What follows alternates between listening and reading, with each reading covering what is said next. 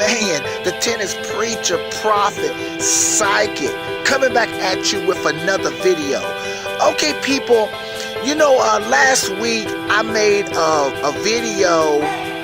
I made two videos, and the question was who had the better year between Nadal or Federer, and I concluded that statistically, Nadal had the better. Well, he just had the better year, if you use that. And then I had like I said, I didn't have a lot of Federer fans that come back at me. Of course, we know Federer had a super year. And his year's not even over yet. He can win the Paris Masters and even the ATP finale. But one Nadal fan did come back and said it was very close. And not Nadal fan, one Federer fan came back at me, I mean, respectfully, and laid things out and said it was very close. Now, he didn't say that Federer had the better year, but he said it was a close one.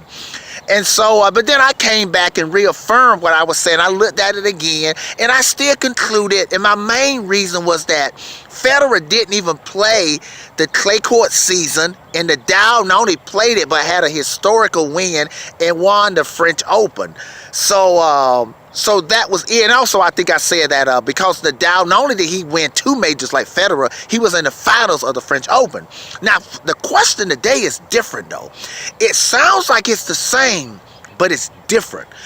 Okay, I said Nadal had the better year. Now, here's the question.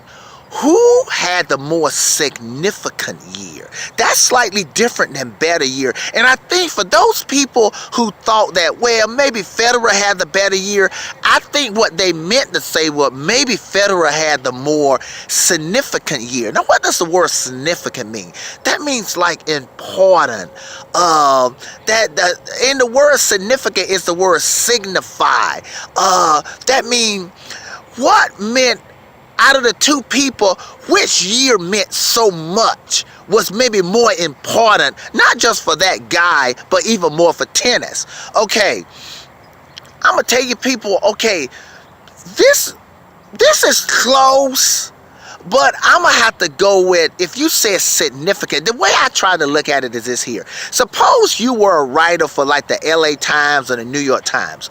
And let's say you need to write a story. Your boss, say the editor or the head of the LA Times or New York Times say to you, choose one of these guys and you better choose the one that has the better headline.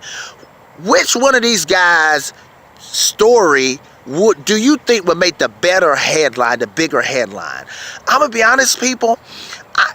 I will have to go with Federer here. I think Federer's year was more significant. Now, I'm not saying Nadal's. Listen, if somebody come back, whether it's Nadal fans, or it don't even have to be Nadal fans, and say that, no, we think Nadal had a more significant year, I get that. I understand that. I don't have a problem with somebody really saying that. But I think the reason I'm saying I think I would give significance, the significant year to Federer.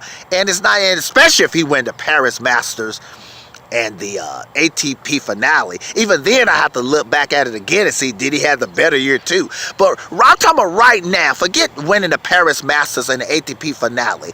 I think Federer had the more significant year because, the first reason, because he's older. And just the fact that an older guy, I mean, he's 5 years, I mean, Nadal's still 30, almost 31 too. 30, Nadal is 31. But I mean, Federer's 36, almost going to be turning 37 next year. For him to have that kind of year again, I mean, Federer is supposed to be already retired. So to me, that would be a better headline story than even Nadal's better year. Let me say another reason is this here, is that Federer, I mean, Nadal has always been his nemesis, has kept him from winning the Grand Slam all four in 1 year. And Federer is beating Nadal, so he's finally overcome his nemesis and beating Nadal 4 straight times. That's what you call significant. Now, I did say beating Nadal 4 straight times doesn't make him have a better year than Nadal, but it does give him a more significant year than Nadal. And Yeah, so I'm about to go with Federer. I think Federer had a more significant year. Yeah, this is definitely debatable, but I think it's for. And then another reason. Here's the third reason. This is the last reason here. Is that because Federer is considered to be arguably the greatest of all time. It's just, and so now here is this guy. I mean, then there's debate that is Nadal. Some of the Nadal fans say Nadal's greater than him, but here's this older guy, Federer. He's back on top again. I mean, having this kind of year.